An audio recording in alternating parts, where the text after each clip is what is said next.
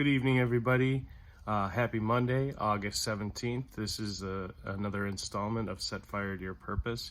And today I want to talk about creating your achievable goal. But I wanted to start off specifically with some inspirational quotes that I think that are going to help you on your path. Quite a few of them are from Zig Ziglar, because I just recently finished reading Embracing the Struggle. When obstacles arise, you change your direction to reach your goal. You do not change your decision to get there. I love that one, actually. You don't have to be great to start, but you have to start to be great.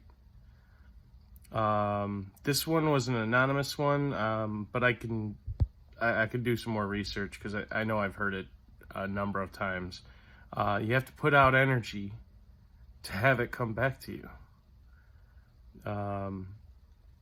My focus is putting enough information out there and enough motivation and positivity out there to help my community. And I think the best way to help you guys get, set an achievable goal is to dial into what's conceivable for you. Obviously not everybody's going to have the tenacity and the drive that you want to have. So that goal has definitely got to be way up there. But it also has to be achievable. Early installments, I talked about my super goal, which was, obviously I wanted to be a professional football player and get that going. Couple more quotes, and then we'll dial into something that's achievable for you based on your talents, your skills, your skill sets. But really important, a lack of direction is the problem, not lack of time, because we all have 24 hours.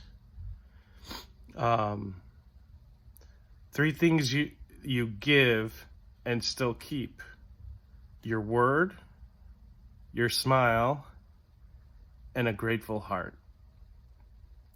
So, setting an achievable goal, let's get into it. Yesterday, I had spoken at length with a friend of mine who was still employed but wasn't making enough money because there was huge drawbacks in this industry. And I asked him, I'm like, you seem to be a pretty charismatic guy. What other talents do you have?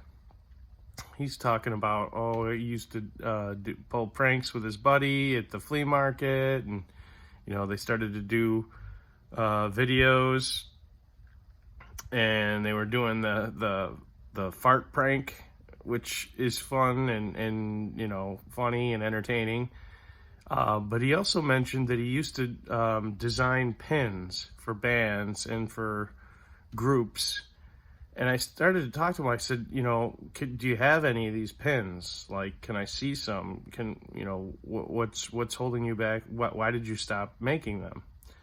And he starts going through these images of pins that he's made, and I'm like, are you kidding me, man? Like, this is the stuff that people are looking for, the creativity, the production of their own their own mind. And to be an illustrator, that's a huge talent. So I told him, hey, what's stopping you from putting that back into motion? And he said, I got so frustrated because, I had to mail all this stuff. And I said, are you paying attention to what's going on right now? Like, Amazon is huge on being the distribution. They need a product. You have a product. Go market it. So we spoke at length, and if that was his only obstacle, that's a great thing, because you already have a product, and he had more of the product that he was making and creating. Still at home sitting around not doing anything. And I said, you got to get these illustrations out there, get the visibility out there. There's people that want these things. He went through a couple pins. I saw a Minion pin. I was like, I would totally buy that. But it's all about finding that skill that you can share and expound upon to other people. And you never know unless you try. Like, you really don't know. But to be honest with you, if you start talking to the right people, a lot of these big companies became big because they had groups of people together to bounce ideas off of. My perfect example is Saturday Night Live. You got a group of writers and comedians that are all in the same room, and they're like a think tank. You know, they say, what would be funny? Our goal is to get laughs. Well, you know, you got somebody who says politics. So you got somebody who says we got to do a news update. You know, mimicking other people is always something that you can just roll off with. But there's other skills out there. There's cooking, there's decorating, there's, you know, baking, there's gardening. There's a buddy of mine, I just saw one of his posts. He's got a vertical garden. I've got a garden in my backyard. I would love to know how to better do vertical gardening. So I would reach out to him, and might even do a YouTube channel just for that. You know, me learning from somebody else how to vertical garden. Brian Shelton, I'm talking to you. And Kevin, thank you for sharing about your creativity and your pins. I think achievable goals are what you had in mind, could have done, or still is achievable, and more so now needed. You see all these rich people out there, you know, making great money, you know, investing and doing all these things. But one thing I noticed about all these rich people is a lot of them have that side hustle going on. And this would be right up my buddy's alley, because he's not making enough money right now. Hello, you got Amazon now. Reach out to Amazon. Hey, I've got this product. Advertise it. You've got Facebook. You got social media as an avenue and a channel to market your own product. All he has to do is post these images of these pins and throw ideas out there and ask for advice. Boom. There's your avenue. There's your creativity. People are going to start responding. I know another guy that was completely out of work, laid off, and he moved to, like, I want to say South Carolina, some kind of gem mining. And I totally know, I've actually looked into this myself. I absolutely want to do this as one of my favorite ideas for a trip, is to go to the Arkansas diamond mine, because I'm constantly seeing these little kids tripping over diamonds in this Arkansas diamond mine. They're with their parents. Diamond ends up being like a 7 or 8 carat uncut, you know, needs to be cleaned up, needs to be shaped diamond that ends up worth a lot of money. Same thing with amethyst. These precious materials. I seen another YouTube channel with a buddy of mine, Matt. He seeks out amethysts to sell to museums. Makes tens of thousands of dollars. I mean, this is just a hobby that you just decide, hey, I got time on my hands, I'm going to go do it. It's like the gold rush of gold rushes. Your creativity, your skill is the marketable product. Put it in motion. A friend of mine was looking for somebody. And I'll definitely refer you if you reach out back to me. Is looking for somebody that can build apps for smartphones, specifically for an iPhone. She's got a great idea. She wants to market it. She wants to put it in motion. If you guys have an idea that you don't know about, or you have questions about, or, you know, or a goal, like, you know, learn how to play the piano, learn how to speak another language. I'm still learning Russian. I'm still learning Spanish. I'm still, you know, learning Portuguese.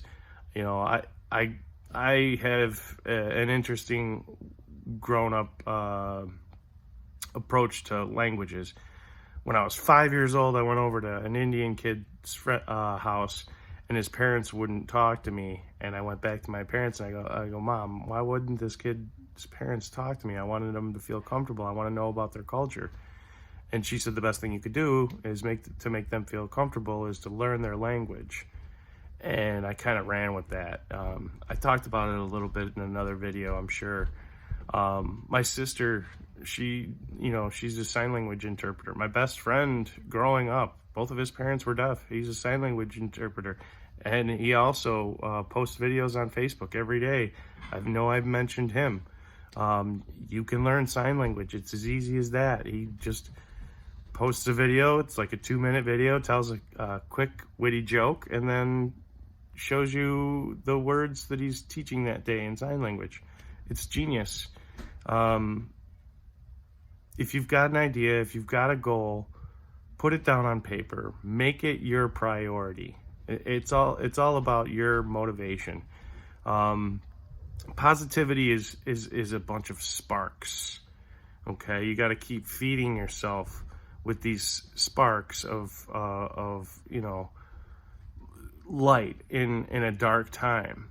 Optimism is not a reaction. Positivity is a reaction. Optimism is being, approached by an issue and having the time to choose to take a positive approach on something. Like I'm an optimist about the stimulus check going out to people that need it for food and whatnot. I think that's going to happen.